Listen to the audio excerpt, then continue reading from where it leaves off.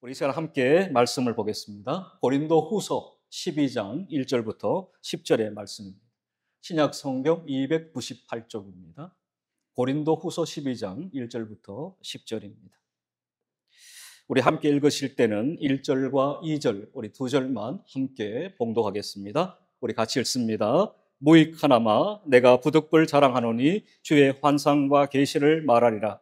내가 그리스도 안에 있는 한 사람을 아노니 그는 14년 전에 셋째 하늘에 이끌려 간 자라. 그가 몸 안에 있었는지 몸 밖에 있었는지 나는 모르거니와 하나님은 아시느니라. 아멘. 기도하겠습니다. 아버지 하나님 감사합니다. 한 주간 우리를 지켜주시고 우리를 또한 예배자로 불러주시고 말씀 앞에 세워주심을 감사합니다. 하나님, 오늘도 우리가 눈을 열고 마음을 열고 귀를 열어 하나님의 말씀을 받도록 성령 하나님께서 우리를 주장하여 주옵소서.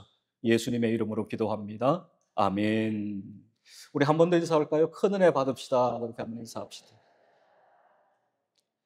팀 켈러라는 유명한 목사님이 계십니다. 그 목사님이 쓴 책 가운데 고통에 답하다라는 책이 있어요. 그 책의 프롤로그, 그러니까 서문에 보게 되면 이 땅에는 두 종류의 성도가 있다라고 말합니다. 그 첫 번째 성도는 고난으로 신앙을 떠나는 성도가 있다.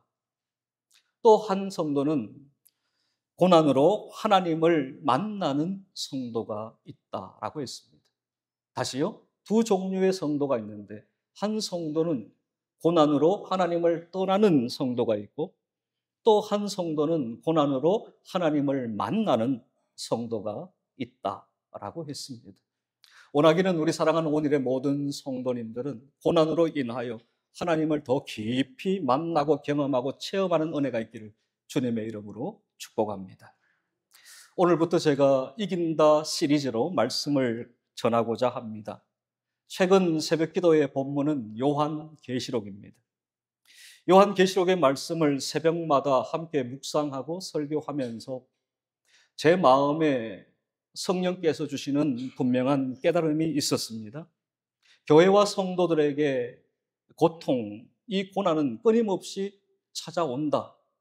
그러나 하나님의 보호하심, 또한 하나님의 보존하심으로 말미암아 교회와 성도는 넉넉히 이긴다라는 메시지를 새벽마다 저에게 강하게 주셨습니다. 그래서 오늘부터 우리 사랑하는 오늘의 성도님들과 이긴다 시리즈의 말씀을 함께 나누며 은혜를 함께 공유하고자 합니다. 요한계시록의 말씀을 많은 분들이 상당히 어려워합니다. 맞습니다. 묵시의 말씀이기 때문에 이 말씀을 풀어 해석한다는 것이 결코 쉽지 않은 말씀임에 분명합니다. 그러나 왜 하나님께서 친히 요한에게 이 요한은 계시록의 말씀을 주셨는가?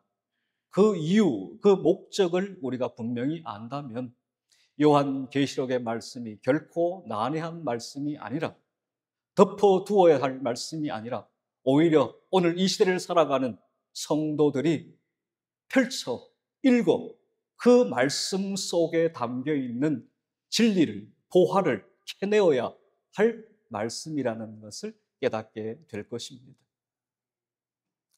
요한계시록의 배경은 이렇습니다. 요한이 믿음과 신앙을 지키며 결국 황제 숭배를 거부함으로 그는 반모라는 섬에 유배되어집니다. 그곳에서 하나님의 환상을 보게 되고 그는 요한계시록을 기록하게 됩니다. 요한만이 그랬던 것이 아니라 당시에 믿는 교회와 성도들은 수많은 박해를 받아야만 했습니다. 그러나 그 박해를 끝까지 견뎌내는 교회와 성도를 향한 하나님의 위로와 격려와 소망과 분명한 약속이 기록된 말씀이 바로 요한계시록의 말씀입니다. 따라서 요한계시록의 말씀이 결코 무서운 말씀이 아니에요. 믿지 않는 자들에게, 배교한 자들에게는 무서운 말씀이 될 수 있습니다. 그러나 끝까지 믿음을 지켜낸 교회와 성도에게는 이보다 큰 위로와 격려와 소망이 되는 말씀이 없습니다. 그것이 바로 요한계시록의 말씀이에요.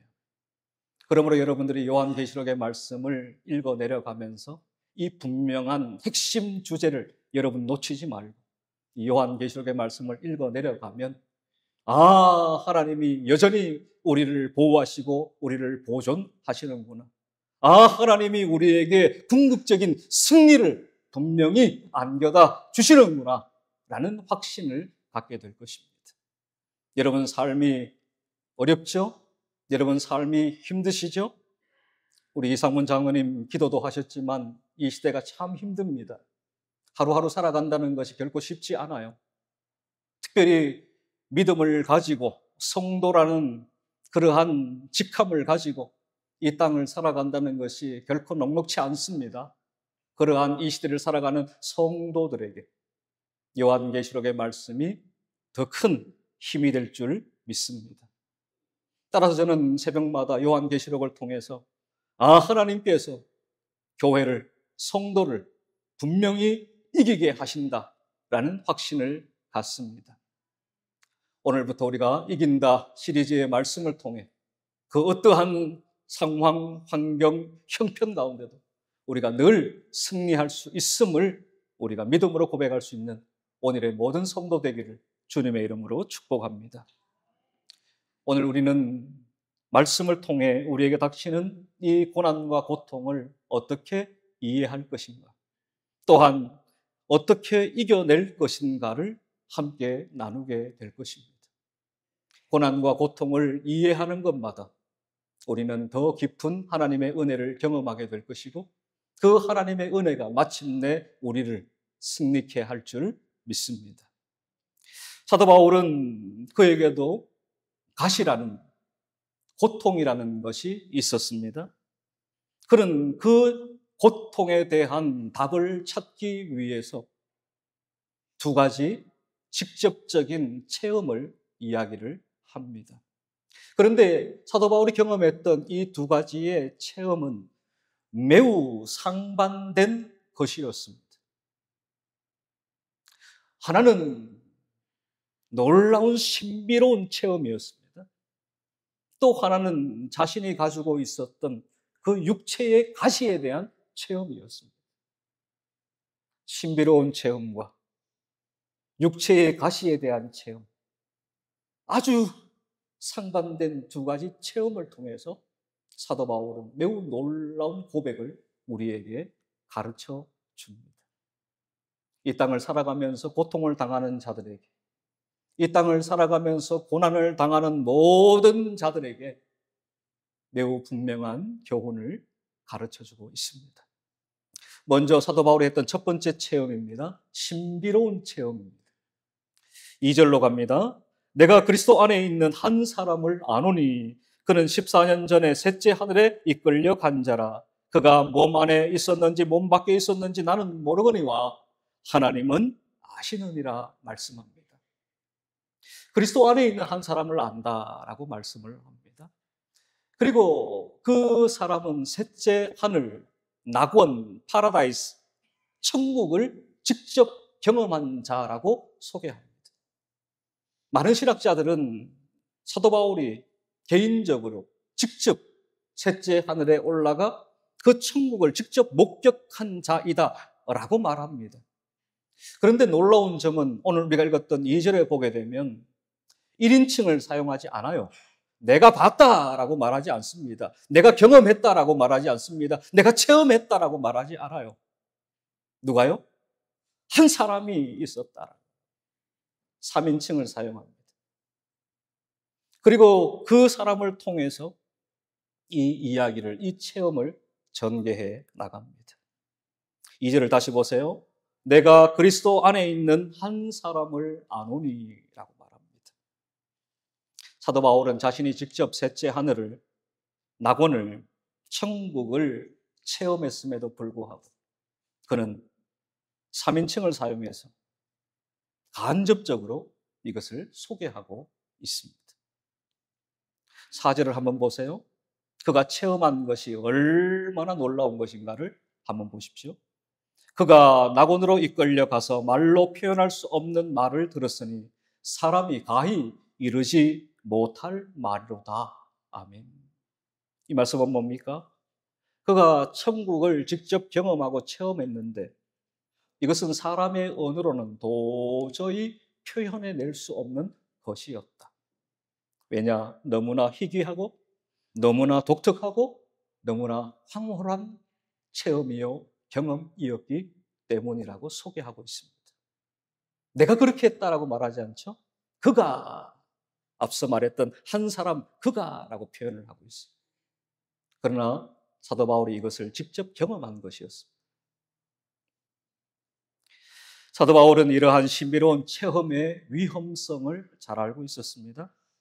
왜냐하면 이러한 신비로운 체험이 인간의 죄성과 결합하게 되면 결국 영적인 교만, 영적 자만에 이른다는 것을 사도 바울은 잘 알고 있었기 때문입니다. 1세기 당시의 거짓 교사들은 자신의 육체적인 우월성, 그리고 자신이 경험한 신비로운 체험을 자랑하며 영적 자만, 교만에 깊이 빠져 있었습니다. 고린도후서 11장 18절로 가면 이렇게 말씀합니다. 여러 사람이 육신을 따라 자랑하니 그랬습니다. 많은 거짓 교사들이 자신의 어떤 육적인 우월함을 뭐 했다는 겁니까? 자랑했다는 거예요. 또한 그것과 함께 그가 체험하고 경험했던 신비로운 것들을 그들은 자랑했다. 그러한 영적인 교만, 영적 자만에 깊이 빠져 있는 자들이 있었습니다. 그러므로 사도 바울은 이러한 육체의 자랑, 이러한 신비로운 체험이 얼마나 위험한 것인가를 누구보다 잘 알고 있었던 것입니다. 따라서 사도 바울은 이러한 영적 교만을 철저하게 경계합니다. 5절을 보세요. 내가 이런 사람을 위하여 자랑하겠으나 나를 위하여는 약한 것들 외에 자랑하지 아니하리라 말씀합니다. 무엇을 자랑한다고 그래요? 약한 것들 외에는 자랑하지 않겠다라고 선언하고 있는 것입니다. 주님을 더 많이 드러내고 자신을 철저하게 감추려는 사도 바울의 탁월함을 우리에게 보여주고 있습니다. 교만을 극복하는 방법, 여러 가지 방법이 있습니다. 그런데 교만을 극복하는 그 여러 방법 중에 가장 탁월한 방법 하나가 있습니다. 그 방법은 매일 매 순간마다 하나님만을 자랑하는 것입니다. 모든 순간에 하나님만을 자랑하게 되면 날 자랑할 시간이 있어요, 없어요? 없게 되는 거예요. 그러므로 교만을 극복하는 최고의 방법은 매 순간마다 오직 하나님만을 자랑하는 것입니다. 여러분들, 사도 바울은 자신의 신비로운 체험에 대해서 심지어는 그만두겠다라고 선언합니다. 한번 볼까요? 6절 하반절을 보세요. 우리 같이 읽읍시다. 그러나 시작. 그러나 누가 나를 보는 바와 내게 듣는 바에 지나치게 생각할까 두려워하여 그만두노라 했습니다. 내가 한 이 신비로운 체험, 나 더 이상 말하지 않겠다, 그만두겠다라고 선언하고 있는 것입니다. 여기에 그만두노라라는 단어의 의미는 이런 것입니다. 하고 싶은 것을 삼가하다, 하고 싶은 것을 꾹 참다, 그런 의미가 있어요. 사도 바울도 왜 자신이 경험한 그 신비로운 체험을 이야기하고 싶지 않겠습니까? 사람마다 여기 담아두는 것이 얼마나 힘들어요, 여러분들. 그런데 사도 바울은 그만두노라, 나 삼가한다, 나 꾹 참는다, 더 이상 말하지 않겠다 라고 지금 선언하고 있는 것입니다. 여러분들, 인간은 한순간에 파멸의 깊은 늪으로 빠질 수가 있어요. 무엇이 인간을 파멸의 깊은 늪에 빠져들게 만드는가? 그것은 바로 교만입니다. 교만이에요. 교만은 예고 없이 찾아옵니다. 교만이 내가 내일 몇 시 몇 분에 너를 찾아갈 거야! 라고 말하지 않습니다. 그러면 여러분들은 몇 시 몇 분에 찾아온다는 교만을 딱 준비하고 대비하고 방어하면 돼요. 그러나 교만은 절대 예고 없이 우리를 찾아옵니다. 그리고 우리를 완전히 무너뜨리고 맙니다. 지금까지 내가 쌓아놓았던 그 모든 것을 한순간에 허물어버리는 것이 교만이에요.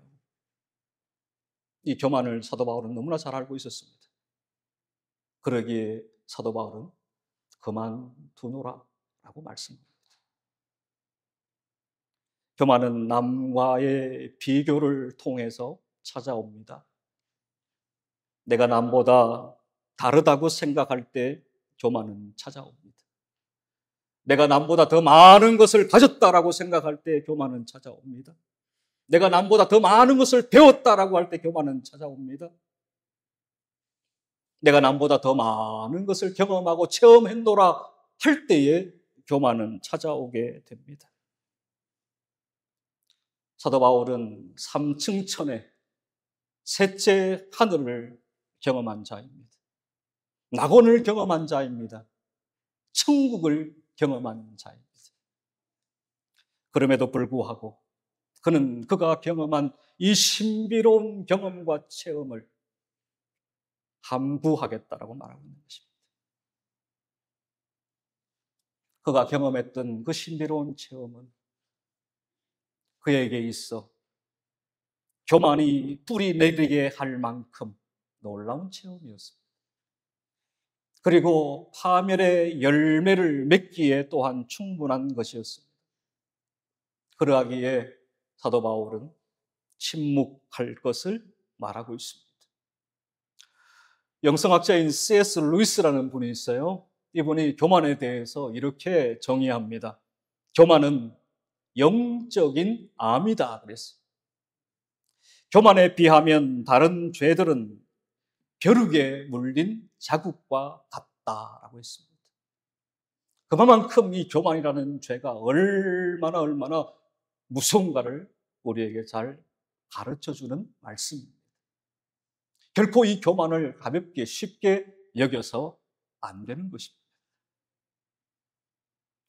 신비로운 체험을 통해 영적인 자만, 교만에 깊숙이 빠져들 수 있었던 사도 바울. 그가 이 신비로운 체험을 많은 사람들에게 말하는 것, 소개하는 것을 중단한 이유를 여러분은 꼭 기억할 수 있기를 바랍니다. 그리고 이제 또 하나의 체험을 사도 바울은 소개하고 있습니다. 그 체험은 바로 육체의 가시의 체험입니다. 7절로 갑니다. 우리 7절을 같이 읽겠습니다. 시작. 여러 계시를 받은 것이 지극히 크므로 너무 자만하지 않게 하시려고 내 육체에 가시 곧 사탄의 사자를 주셨으니 는 나를 쳐서 너무 자만하지 않게 하려 하심이라. 아멘. 앞서 보았던 것처럼 사도 바울은 이 신비로운 체험뿐만 아니라 하나님의 놀라운 계시를 받았던 자입니다. 그러기에 사도 바울은 스스로 자만할 수 있고 교만할 수 있다는 것을 알았습니다. 그러기에 하나님께서 자신에게 영적인 제동장치, 영적인 브레이크를 주셨다는 것을 지금 고백하고 있는 거예요. 자동차를 타고 다니시는 분들은 다 아실 거예요. 브레이크가 있다는 것을. 그래서 여러분들은 위험한 순간에 반드시 브레이크에 발을 올려 차를 멈추어야 하는 것입니다. 만일 여러분들이 위험이라는 것을 알면서도 브레이크에 발을 올리고 브레이크를 밟지 않으면 큰 사고에 직면하게 됩니다. 부상을 입기도 하지만 심지어는 목숨을 잃을 수도 있는 상황을 또한 맞닥뜨릴 수도 있습니다. 그러하기에 자동차에 있어 매우 중요한 기능이 제동장치인 브레이크입니다. 따라서 사도 바울에게 주신 하나님의 영적 제동장치 브레이크는 바로 그에게 있었던 육체의 가시였습니다.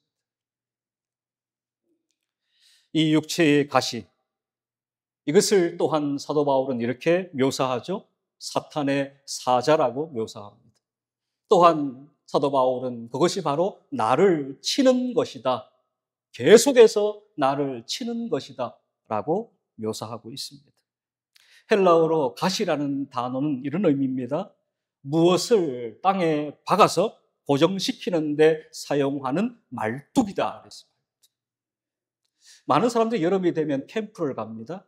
그때 텐트를 치고 텐트를 고정시키기 위해 줄을 매달아서 땅에다가 말뚝을 박습니다. 그러면 그 말뚝이 절대 뽑히지 않도록 깊이 박아요. 여기에 나오는 가시는 바로 이와 같은 말뚝을 의미합니다. 사도 바울에게 이러한 육체의 말뚝이 박혀 있다는 겁니다. 뽑을래야 뽑을 수 없는 너무나도 깊이 박혀 있는 이 말뚝이 있다는 겁니다. 이것을 사도 바울은 육체의 가시라고 말합니다. 또한 이 가시라는 단어는 깨진 조각같이 매우 날카로운 것입니다. 그래서 사람들을 계속해서 찌르며 괴롭히는 것을 가시라고 그럽니다. 사도 바울에게 있어서 계속해서 그를 찌르고 그를 괴롭혔던 육체의 가시가 있었음을 그는 밝힙니다. 그렇다면 사도 바울이 가지고 있었던 이 육체의 가시는 도대체 무엇인가? 여러분들이 성경을 아무리 읽어봐도 사도 바울이 가지고 있었던 육체의 가시가 무엇인지 알 방법이 없습니다. 왜냐하면 성경이 침묵하고 있기 때문에 그렇습니다. 그런데 많은 신학자들은 사도 바울이 가지고 있었던 이 육체의 가시가 무엇인가 연구했습니다. 그리고는 그 육체의 가시가 이와 같은 것이 아닐까라고 주장합니다. 첫 번째는 눈병입니다. 안질입니다. 그리고 또한 간질입니다. 또한 말라리아 병입니다. 또한 편두통입니다. 이러한 육체적인 질병, 그것이 바로 사도 바울에게 끈질기게 붙어 다녔던, 그를 계속해서 끊임없이 찌르며 괴롭혔던 육체의 가시였을 것이다 라고 말합니다. 가시가 없는 사람은 아무도 없습니다. 목사님, 저는 가시가 없어요. 그런 분이 계세요? 있습니까? 혹시 계시다면 예배가 마치면 2층에 있는 제 목양실로 좀 찾아와 주십시오. 연구를 좀 해봐야 돼요. 그러나 모든 사람은 가시가 없는 사람이 없어요. 육체의 가시가 있든 정신적인 가시가 있든 모든 것에 가시를 가지고 살아갑니다. 그리고 그 가시 때문에 고통하고 신음하고 아파하고 남몰래 한숨을 내쉬고 남몰래 눈물을 쏟아놓고 그런 일들이 비일비재합니다. 아마 여러분들이 이렇게 예배를 드리면서 함께 찬양도 하고 기도도 하고 말씀도 듣고 계시지만 여러분의 마음 깊은 곳을 이렇게 열어 들여다보면 아마 누구나 다 하나 이상의 가시를 다 품고 있을 겁니다. 사람에게 말할 수 없는 가시도 있잖아요. 정말 한 이불을 덮고 자는 남편에게, 아내에게도 말할 수 없는 그러한 가시가 누구에게나 다 있습니다. 사도 바울이 육체의 가시를 지니고 살았던 것처럼 이 땅을 살아가는 모든 사람들, 비단 믿지 않는 사람들만이 아니라 믿는 성도들에게도 이러한 육체의 가시가 다 있습니다. 육체의 가시를 그저 나를 찌르고 나를 괴롭히는 가시라고만 생각하면 견디기가 힘이 듭니다. 왜 남들에게는 없는 것 같은데 유독 나에게 하나님은 이러한 가시를 주셔가지고 나를 이렇게 쉼없이 계속해서 끊임없이 괴롭히고 또 괴롭히는가? 왜 그러시는가? 탄식할 때가 있을 겁니다. 그러나 가시에 대한 의미를 깨닫고 나면 사도 바울과 같이 고백할 수 있게 됩니다. 이 가시가 바로 하나님이 내게 주신 은혜라는 사실을 고백하게 되는 것입니다. 여기까지 가는 단계가 매우 쉽지 않습니다. 매우 어렵습니다. 현실의 직면에서 내게 끊임없이 짓누르고 찌르는 가시, 그걸 어떻게 은혜라고 받아들일 수 있는가? 매우 힘든 겁니다. 목사님은 그 육체의 가시를 안 당해봐서 그렇죠. 내 입장이 돼보세요, 목사님. 그걸 어떻게 은혜라고 말할 수 있겠습니까? 그런 분이 계실 거예요. 맞습니다. 그러나 오늘 사도 바울의 고백은 우리에게 그 가시의 의미를 깨닫고 난 다음에 그 가시를 초월한 자의 고백이에요. 그 가시에 매여 있는 자가 아니라 그 가시를 초월한 자의 고백입니다. 원하기는 우리 사랑하는 원일의 성도님들이 그 가시를 초월할 수 있기를 바랍니다. 사도 바울도 보십시오. 그 육체의 가시가 얼마나 고통스러웠기에 하나님께 3번이나 그 육체의 가시를 제거해달라고 기도했습니다. 8절로 갑니다. 이것이 내게서 떠나가게 하기 위하여 내가 3번 주께 간구하였더라 말씀합니다. 여기에 3번이라는 단어는 문자적인 3번을 이야기하지 않습니다. 얼마나 고통스러웠으면 사도 바울은 하나님 앞에 매우 간절하게 기도했노라 표현입니다. 하나님 제발 내 육체의 가시 좀 하나님 제거해 주세요. 하나님 제발 좀 내 육체의 가시를 뽑아주세요. 그렇게 간절히 기도했던 것입니다. 하나님의 최후의 또한 하나님의 최종의 응답입니다. 9절입니다. 우리 같이 한번 읽읍시다. 9절 시작. 나에게 이르시기를 내 은혜가 내게 족하도다. 이는 내 능력이 약한 데서 온전하여 짐이라 하신지라. 그러므로 도리어 크게 기뻐함으로 나의 여러 약한 것들에 대하여 자랑하리니 이는 그리스도의 능력이 내게 머물게 하려 함이라. 아멘. 최종적인 주님의 응답은 알았다. 내가 그 가시 제거해 주마. 내가 그 가시 뽑아 주마. 라는 말씀이 아니었습니다. 여전히 가시는 사도 바울 안에 깊숙이 박혀 있는 채 하나님은 내 은혜가 내게 족하다라고 말씀합니다. 하나님은 지금 사도 바울에게 무엇을 깨닫게 하고 있느냐? 사도 바울아, 너의 몸 깊숙이 박혀 있는 그 가시는 가시가 아니야. 그것은 은혜야. 라는 걸 지금 가르쳐주고 있는 거예요. 성도 여러분, 제가 좀 전에 말씀드렸듯이 우리는 가시 때문에 아파하고 고통스러워합니다. 그러면서 우리는 이것이 가시야 라고 말합니다. 그러나 하나님은 이것을 가시라고 말하지 않아요. 은혜라고 말합니다. 은혜라고. 사도 바울에게 이 놀라운 깨달음을 하나님이 주신 거예요. 사랑하는 원일의 성도 여러분, 내 안에 있는 가시, 하나님의 시각으로, 하나님의 시선으로 바라볼 수 있기를 바랍니다. 내 눈으로 바라보면 가시예요, 맞아요. 그러나 하나님의 시선으로 바라보면 그 가시는 더 이상 가시가 아니에요. 은혜인 것입니다. 사도 바울이 그것을 깨닫고 난 다음에 그가 놀라운 고백을 오늘 우리에게 소개하고 있는 것입니다. 여러분들이 말씀을 읽거나 말씀을 들을 때에 그 말씀을 깨닫는 것이 은혜입니다.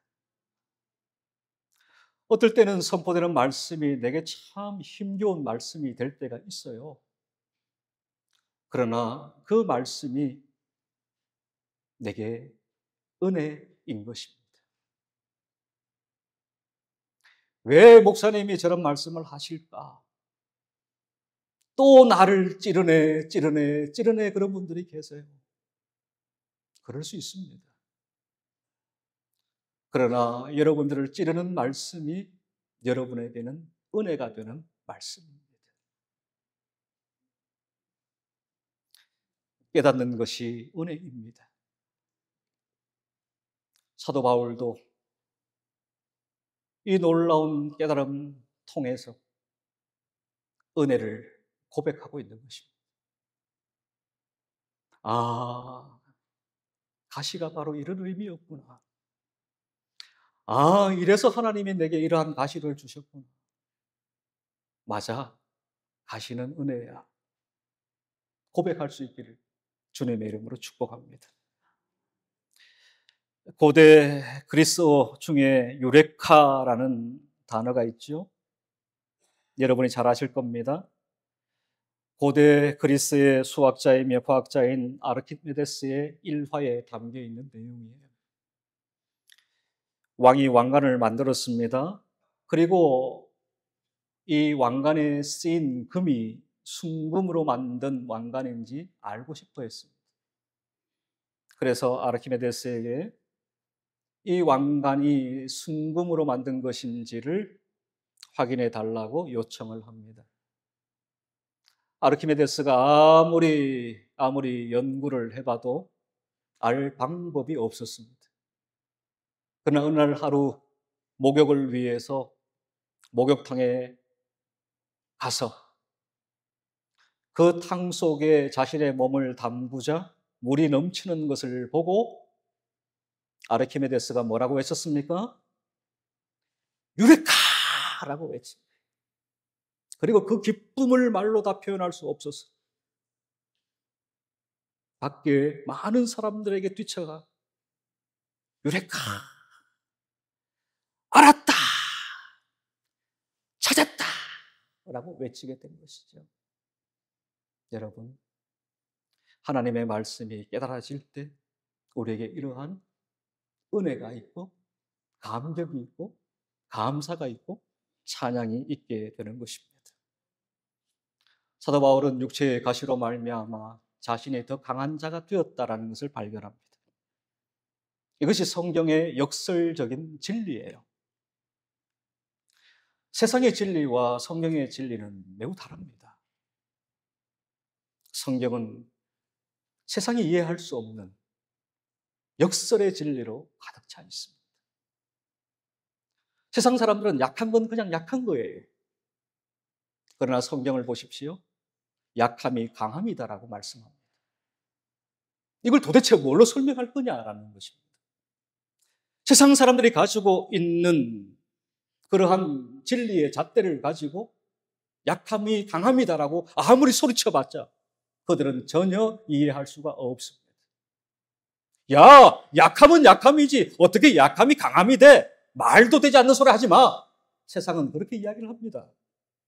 그러나 하나님의 진리의 말씀인 성경은 우리에게 약함이 강함이라고 가르칩니다. 그리고 몸소 약함을 통해 강함을 경험한 자들의 살아있는 생생한 역사를 우리에게 전해주고 있습니다. 그중 한 사람이 바로 사도 바울이었습니다. 10절로 갑니다. 그러므로 내가 그리스도를 위하여 약한 것들과 능력과 궁핍과 박해와 곤고를 기뻐하노니 이는 내가 약한 그때의 강함이라 고백합니다. 고통을 이긴 자의 고백이에요. 고통을 초월한 자의 고백입니다. 오히려 그는 기뻐한다고 말합니다. 이것이 육체의 가시의 의미를 깨달은 자, 즉 육체의 가시가 은혜라는 것을 깨달은 자의 진솔한 고백인 것입니다. 현실은 고통을 은혜로 인정하기가 참 어렵습니다. 그러나 하나님께서 그 고통의 의미를 깨닫게 하실 때, 그것이 은혜라는 사실을 우리에게 분명히 깨닫게 하실 때 우리는 사도 바울과 같이 기뻐할 수 있습니다. 약할 그때에 곧 강함이라고 우리는 소리칠 수 있습니다. 하나님의 인재 연습으로 유명한 로렌스 형제가 있습니다. 그런 고통에 대해서 이렇게 말합니다. 우리가 고통을 제대로 이해한다면 제 아무리 강한 고통이라도 이겨내지 못할 것은 없다. 따라서 중요한 것은 고통을 제대로 이해하는 것입니다. 고난을 제대로 이해하는 것입니다. 가시를 제대로 이해하는 것입니다. 그러면 모든 고통과 고난과 가시를 능히 이겨낼 수 있는 것입니다. 말씀을 정리합니다. 우리 자신에게 깊숙이 박혀있는 뽑히지 않는 가시 때문에 힘겨워 하시는 분들이 계실 거예요. 너무나도 힘들어서 하나님 앞에 새벽마다 저녁마다 부르짖어 기도했음에도 불구하고 수십 년이 지난 지금도 여전히 그 가시는 더 깊이 박혀 뽑히지 않는 그러한 육체의 가시를 안고 살아가는 분들이 있을 겁니다. 이제 우리의 기도의 제목을 이렇게 좀 바꾸면 어떨까요? 하나님, 내 깊숙이 박혀있는 이 육체의 가시의 의미가 무엇인지 하나님 내게 좀 가르쳐 주십시오. 내가 좀 깨달을 수 있도록 하나님 깨우쳐 주십시오. 그렇게 기도하면 어떨까요? 그렇다면 우리는 사도 바울과 같이 고백할 수 있을 겁니다. 가시가 하나님의 능력을 얻는 통로라는 사실을 깨닫게 될 것입니다.